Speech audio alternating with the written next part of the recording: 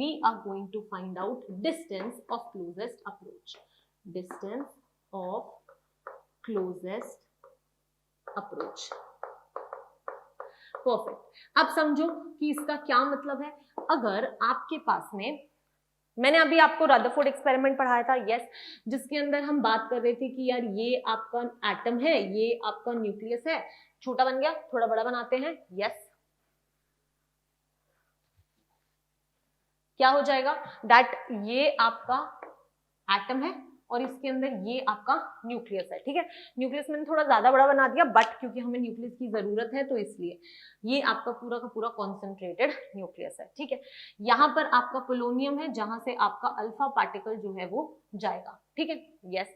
अब इमेजिन करते हैं कि ये अल्फा पार्टिकल यहाँ से यहाँ जा रहा है. ठीक है, न्यूक्लियस के सेंटर पे, इसको प्लीज इमेजिन कर लो कि ये सेंटर पे है. परफेक्ट. अब हमें क्या करना है, थोड़ा अच्छा बना ही देती हूँ बिकॉज एक्सप्लेन करना है तो फिर प्रॉब्लम नहीं आनी चाहिए. ठीक है, क्या करना है, एक स्ट्रेट लाइन बनाने की कोशिश कर रही है मैम. आई होप थोड़ा स्ट्रेट है. परफेक्ट. अब आपको यहाँ पर इसको पोलोनियम बोल दो, यहाँ से आपका गया अल्फा पार्टिकल. ठीक है, ध्यान से सोचो यार, जब आपका अल्फा पार्टिकल स्टार्ट करेगा, ठीक है, जब आपका अल्फा पार्टिकल स्टार्ट करेगा तो अल्फा पार्टिकल की पोटेंशियल एनर्जी बिल्कुल जीरो होगी. क्यों? क्योंकि हम ये कंसिडर कर रहे हैं कि ये जो आपका न्यूक्लियस है उससे, ये जो आपका न्यूक्लियस है उससे आपका जो ये अल्फा पार्टिकल है वो इनफाइनाइट डिस्टेंस पे है. और हमने देखा था दैट जब आपका आर डिस्टेंस इनफाइनाइट होता है तो पोटेंशियल एनर्जी जीरो होती है. इसमें तो कोई डाउट नहीं है. परफेक्ट. तो अब हम क्या कहेंगे, दैट यहाँ पर हमारी पोटेंशियल एनर्जी तो जीरो है, लेकिन ये अल्फा पार्टिकल पोलोनियम ने अभी निकाला है, राइट. तो जैसे ही पोलोनियम से ये अल्फा पार्टिकल बाहर आएगा, इसकी कुछ वेलोसिटी होगी, यस, इसका कुछ मास भी होगा, यस. तो यानी कि यहां से हम क्या बोल सकते हैं, दैट इसकी काइनेटिक एनर्जी होगी. Kinetic energy will be non zero, right. तो इस केस में क्या हुआ कि इसकी पोटेंशियल एनर्जी तो जीरो है लेकिन इसकी kinetic energy will be non zero, क्योंकि इसका कुछ मास भी है और इसकी कुछ वेलोसिटी भी है. ठीक है, नेक्स्ट अगर हम बात करें तो ये अल्फा पार्टिकल लेटस से चलते चलते चलते यहाँ पर बीच में किसी पॉइंट पे पहुंच गया. इसको मैं आर डिस्टेंस पे बोल देती हूँ और लेटस से कि ये आपका कोई पी डिस्टेंस है. ठीक है, सेंटर पे. अगर जब ये सेंटर पे आ जाएगा तो इस पॉइंट के ऊपर अब इन दोनों के बीच में आर डिस्टेंस है, कुछ डिस्टेंस है. ठीक है, इनफाइनाइट पे नहीं है, तो कुछ डिस्टेंस है, तो यानी कि पोटेंशियल एनर्जी होगी, चाहे पॉजिटिव हो नेगेटिव हो. जल्दी से बताओ कि पॉजिटिव पोटेंशियल एनर्जी होगी या नेगेटिव होगी. अगर हम देखें तो न्यूक्लियस भी पॉजिटिवली चार्ज होता है, यस मैम. पोलोनियम में से अल्फा पार्टिकल आ रहा है, अल्फा पार्टिकल क्या है, हीलियम 2+ है, वो भी पॉजिटिव चार्ज है. तो पॉजिटिव पॉजिटिव यानी कि लाइक चार्जेस, लाइक चार्जेस यानी कि क्या होगा, रिपल्शन होगा. तो जब आपका रिपल्शन होगा तो पोटेंशियल एनर्जी क्या होगी, ऊपर की साइड जाएगा, पॉजिटिव होगी, यस. तो यानी कि यहां पर हम बोलेंगे दैट जो हमारी पोटेंशियल एनर्जी है वो नॉट इक्वल टू जीरो है, उसकी कुछ पॉजिटिव वैल्यू प्रेजेंट है. ठीक है, राइट. अब हमने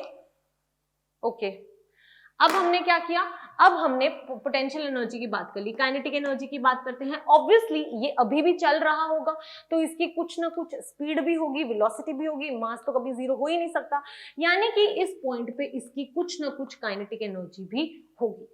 ठीक है, ये मैंने पी पॉइंट पे बात कर ली, R P, and let us say कि ये एक पर्टिकुलर पॉइंट है क्यू.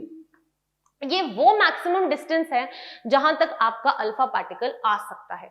इसके बाद में आपका अल्फा पार्टिकल जो है वो रुक जाएगा. अब वो क्यों रुक जाएगा इसके बारे में सोचते हैं.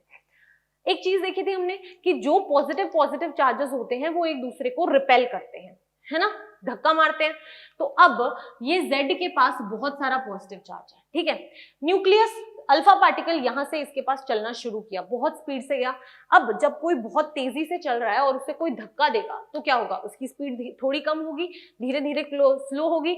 जितना ज्यादा वो उसके पास जाएगा वो उसको उतना तेज धक्का दे पाएगा और एक पॉइंट ऐसा आएगा जब दोनों एकदम रुक जाएंगे. क्यों? क्योंकि अब ये जितना फोर्स लगा रहा है उतना ही फोर्स ये लगा रहा है, तो इस पॉइंट पे ये दोनों रुक जाएंगे ना, यस तो ये वो पॉइंट है Q जहां पर मैक्सिमम रिपल्शन हो रहा है और दोनों रुक गए, राइट। तो यानी कि यहां पर आपका अल्फा पार्टिकल रुक जाएगा। तो अगर रुक गया तो वेलोसिटी क्या हो गई, जीरो हो गई।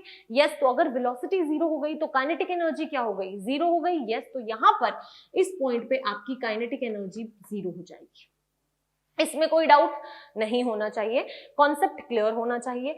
अब काइनेटिक एनर्जी जीरो हो गई लेकिन पोटेंशियल एनर्जी तो होगी ना।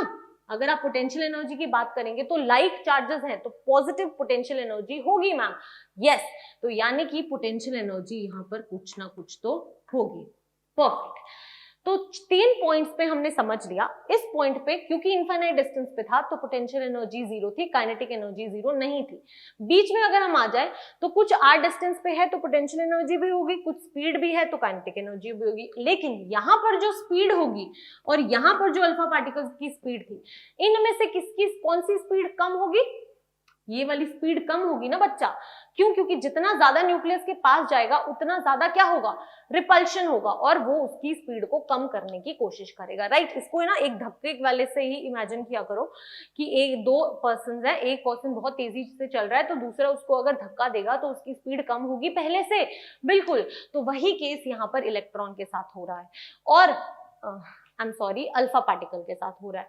और फिर यहाँ पर Q पॉइंट पे आके इतना ज्यादा धक्का दे दिया कि अब आपके अल्फा पार्टिकल को यहाँ पर रुक ही जाना पड़ा, जिसकी वजह से उसकी काइनेटिक एनर्जी जीरो हो गई क्योंकि वेलोसिटी जीरो हो गई और potential energy is not equal to zero. अब आपको यहाँ पर क्या याद करना है, law of conservation of energy. Law of conservation of energy कहता है that energy can neither be created nor be destroyed. ये आप अपने पास लिख भी सकते हैं, that law of conservation of energy states that mass can neither be created nor be destroyed। ठीक है, मास को हम ना तो क्रिएट कर सकते हैं, सॉरी अभी हम एनर्जी की बात कर रहे हैं तो मास नहीं, हम एनर्जी के फॉर्म में बोलेंगे that energy can neither be created nor be destroyed. ठीक है, इट कैन बी ट्रांसफॉर्म्ड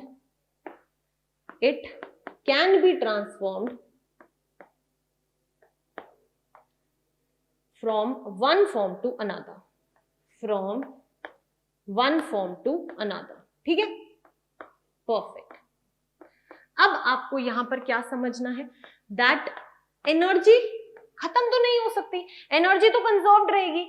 जो एनर्जी आपके इस पॉइंट पे थी, जो एनर्जी आपके आर पॉइंट पे थी, वो एनर्जी आपके क्यू पॉइंट पे भी तो होगी ना। यस तो यानी कि मैं कह सकती हूं दैट जो टोटल एनर्जी है at R point will be equal to total energy at Q point. इसमें तो कोई दिक्कत नहीं है, right. Also this is also equal to the total energy at your P point.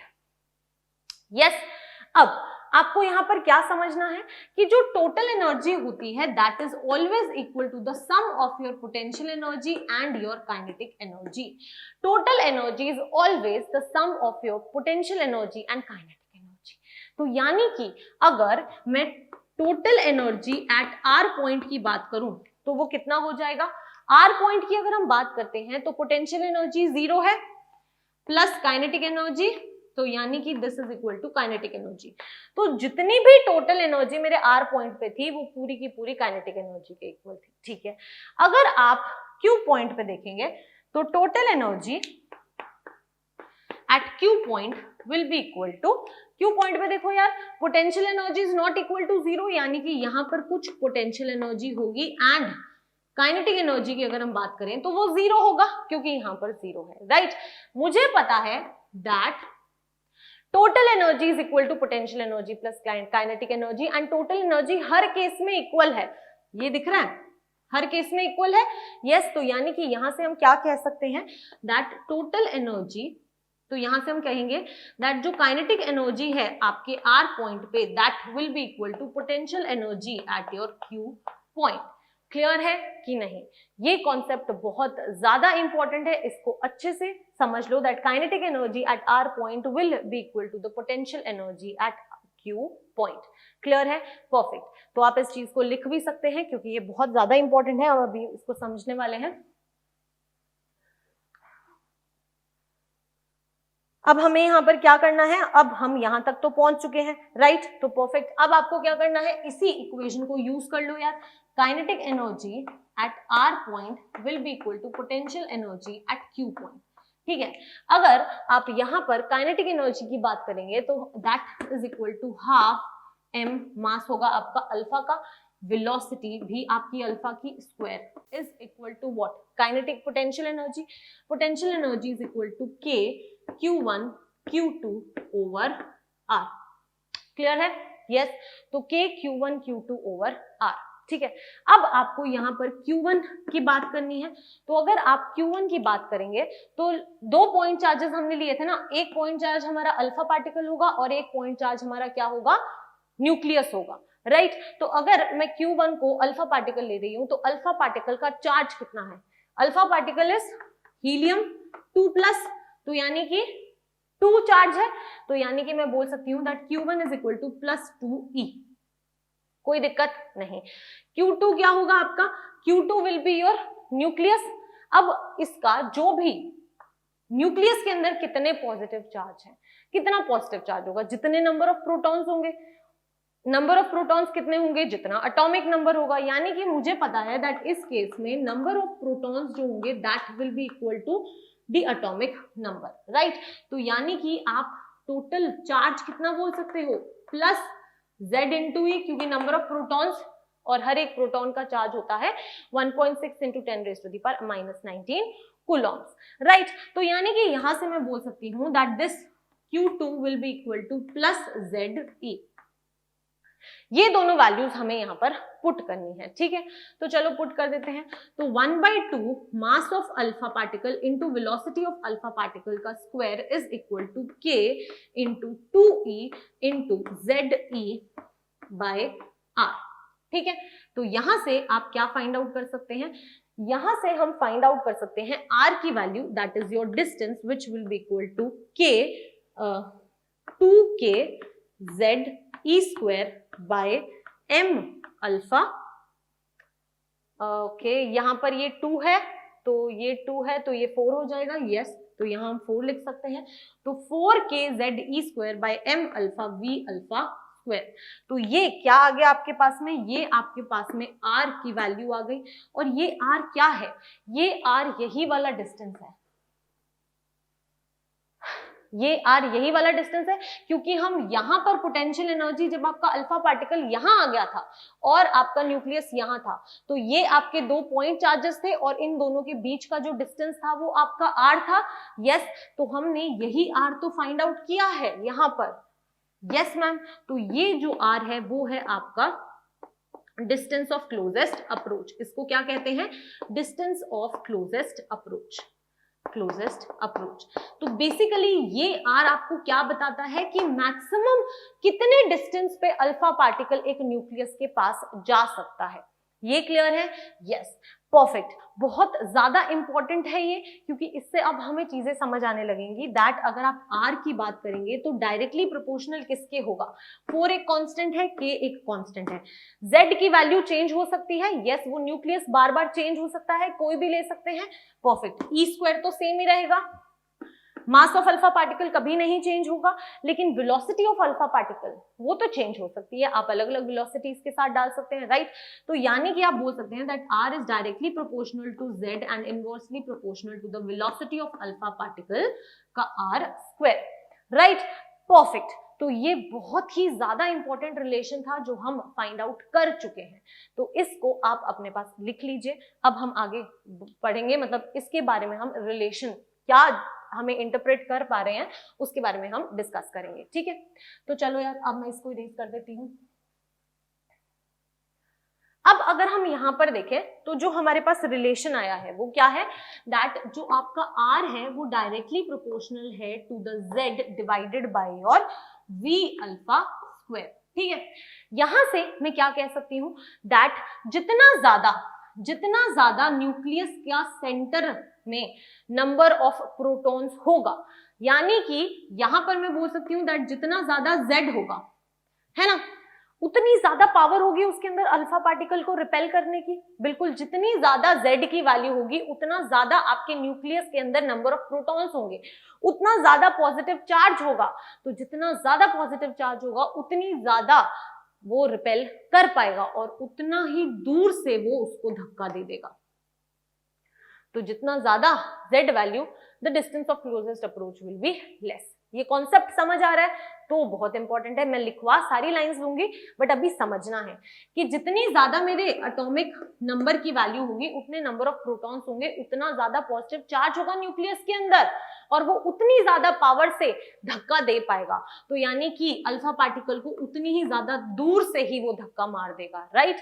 Yes, example ले लेते हैं। मान लो एक बार Z है 2 और एक बार Z है 5, तो ये 5 वाले के पास ज्यादा पावर है ना, तो अगर r डिस्टेंस अल्फा पार्टिकल को इसने यहां से धक्का दिया तो 5 वाला जो होगा वो उसको यहीं से धक्का दे देगा। ये तो बिल्कुल सही बात है, जिसमें जितनी पावर वो उतना ज्यादा जल्दी धक्का दे देगा, राइट। फर्स्ट समझ आ गया। सेकंड समझो, मान लो कोई एक पर्सन बहुत तेज स्पीड से चल रहा है तो उसको धक्का देना मुश्किल है। ऑब्वियसली वो इतनी स्पीड से चल रहा है तो उसको धक्का देना मुश्किल है, लेकिन अगर कोई नॉर्मल इंसान चल रहा है तो उसको धक्का देना आसान है, बिल्कुल। तो बस वही बात है, जितनी ज्यादा स्पीड होगी उतना कम आपका डिस्टेंस ऑफ अप्रोच होगा और जितनी कम स्पीड होगी उतना ज्यादा आपका डिस्टेंस ऑफ अप्रोच होगा। कॉन्सेप्ट क्लियर है? Very good. क्योंकि अब हम हर एक पॉइंट को लिखेंगे। अभी तक मैंने आपको एक्सपेरिमेंट समझाया है, राइट। अब आप हर एक चीज को पॉइंट्स में लिखेंगे, मैं आपको डिक्टेट करूंगी, आप पॉइंट्स लिखेंगे ताकि आपको सारी चीजें क्लियर हो, राइट। परफेक्ट। तो यार बस इतने ही रिलेशंस थे, यही डिस्टेंस ऑफ क्लोजेस्ट अप्रोच था कि कैसे आप फाइंड आउट कर सकते हैं कि कितना मैक्सिमम डिस्टेंस पे एक अल्फा पार्टिकल एक न्यूक्लियस के आ सकता है। क्लियर है? ये फॉर्मूला याद करने की जरूरत नहीं है, सिर्फ इस रिलेशन को याद रख लो कि यार ये क्यों आता है, कैसे आता है, बाकी तो आप अपने आप ही कर लेंगे, राइट। परफेक्ट। तो चलो यार, अब मैं आपको पॉइंट्स डिक्टेट करवा रही हूं, तो पॉइंट्स को लिख लीजिए one by one. Ma'am dictate कर रही हैं। फर्स्ट पॉइंट आपको लिखना है डिस्टेंस ऑफ क्लोजेस्ट अप्रोच। लिख लो डिस्टेंस ऑफ क्लोजेस्ट अप्रोच, लिख लो पहले हेडिंग, एंड उसके बाद में अब आपको पॉइंट्स लिखने हैं। फर्स्ट पॉइंट कहता है that we consider the alpha particle which is moving straight towards the nucleus। हम कौन सा अल्फा पार्टिकल कंसिडर कर रहे हैं? जो स्ट्रेट न्यूक्लियस की तरफ जा रहा है, राइट। तो first point is we consider the alpha particle moving straight towards the nucleus। We consider the alpha particle moving straight towards the nucleus। ठीक है। सेकेंड पॉइंट क्या कहता है? हमने क्या क्या पॉइंट्स रखे थे? हमने यहां पर R रखा था, यहां पर हमने P रखा था, और ये जो न्यूक्लियस के पास जो पॉइंट था उसे हमने Q रखा था, राइट। यस। तो चलो अब लिखो that when point Q was reached by the particle, when point Q was reached by the particle, when point Q was reached by the particle, when point Q was reached by the particle, the repulsion from the nucleus was good enough to send it back। The repulsion from the nucleus was good enough to send the particle back। Yes, उतनी अच्छी power थी उसे धक्का देने की। Perfect। तो the repulsion was good enough to send the particle back। It can't reach closer than distance r from the nucleus। It can't reach distance closer than r distance from the nucleus। Perfect। Yes। तो फिर से बोल देती हूँ, when point Q was reached by the particle, the repulsion from the nucleus was good enough to send it back। It can't reach closer than distance r from the nucleus। ठीक है। Next लिखो, r is known as the distance of closest approach। R is known as the distance of closest approach। R is known as the distance of closest approach। और you may say effective radius of nucleus, और you may say effective radius of nucleus। Clear है? Perfect. अब आगे देखते हैं, अगला point लिखिए, as it moves closer to the nucleus, अब आपको यहां से लिखना है that now from point R from point R, next point में लिखो from point R as it moves closer to the nucleus, जब पॉइंट आर से वो क्लोजर मूव करेगा to the nucleus, the kinetic energy decreases and potential energy increases, ठीक है। From point R, as it moves towards the nucleus, the kinetic energy decreases and the potential energy increases. Perfect. At point Q, kinetic energy becomes zero. At point Q, kinetic energy becomes zero and potential energy is maximum. ठीक है, तो point Q पे kinetic energy zero होगी, potential energy maximum होगी। Whereas at point R point पे क्या हो रहा है, whereas at point R potential energy is zero and kinetic energy is maximum. Potential energy is zero, यहां पर अगर आप देखेंगे तो potential energy is zero and kinetic energy is maximum, right? Why? As the distance is infinite.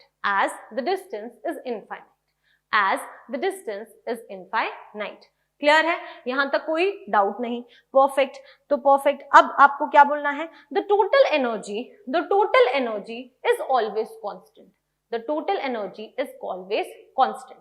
ठीक है। So the total energy at point R, the total energy at point R will be equal to the total energy at point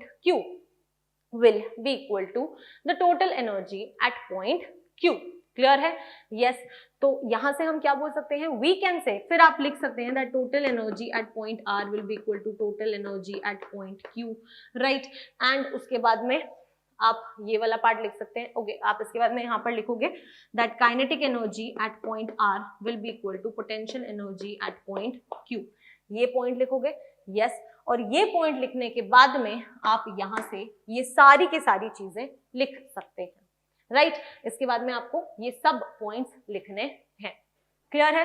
perfect. तो इसको जब आप solve कर लेंगे तो आपको डिस्टेंस ऑफ क्लोजेस्ट अप्रोच मिल जाएगा, तो यहां से आपको कैलकुलेट करके डिस्टेंस ऑफ क्लोजेस्ट अप्रोच मिल जाएगा, राइट। परफेक्ट।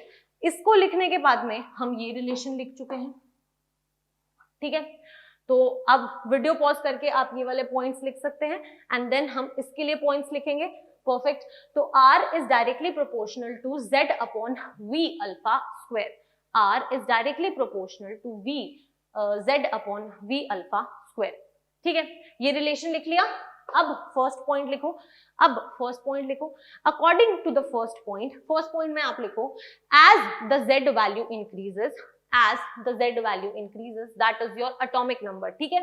तो as the Z value increases, the positive charge on the nucleus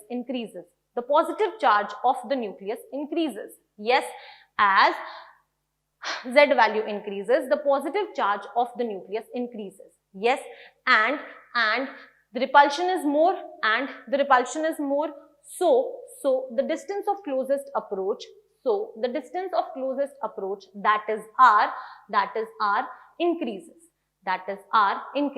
ठीक है। तो as Z value increases, positive charge on the nucleus increases, repulsion increases, and so the distance of closest approach increases, perfect।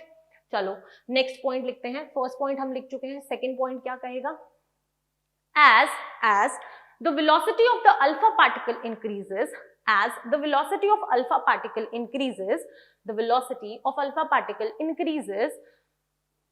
the distance of closest approach decreases, yes, the distance of closest approach decreases, perfect, yes। तो ये था हमारा बहुत ही important relation, इसे भी hashtag निकालो, commit to memory कर लो, it is very very important for you, ठीक है। तो आज की क्लास में हम इतना ही करेंगे।